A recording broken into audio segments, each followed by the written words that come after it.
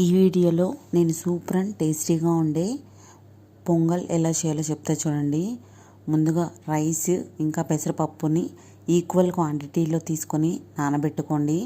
ఒక కుక్కర్ తీసుకొని కుక్కర్లో ఆయిల్ వేయండి. అది వేడెక్కాక ఆవాలు, జీలకర్ర, కరివేపాకు, ఆనియన్, మిర్చి, పసుపు, ముందుగా దంచి పెట్టుకున్న అల్లం ఇంకా వెల్లుల్లి వేసి పచ్చి వాసన పోయేంత వరకు వేయించండి. అందులోనే చిటికెడు ఇంగువ కూడా వేసుకోండి, టేస్ట్ బాగుంటుంది.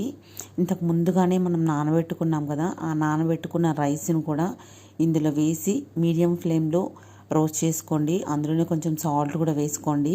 పెసరపప్పుని మీరు ముందుగా వేయించి తీసుకోవచ్చు, లేదా ఇలా కూడా తీసుకోవచ్చు అండి, అది మీ ఇష్టం బట్టి వేసుకోవచ్చు. ఇలా రోస్ట్ చేసిన తర్వాత నేను 1 కప్కి 4 to 5 గ్లాసెస్ వాటర్ వేసుకుంటున్నాను. వాటర్ వేసిన తర్వాత 4 to 5 విజిల్స్ వరకు పెట్టుకున్నా అండి. అంతే, వేడివేడి పొంగల్ రెడీ.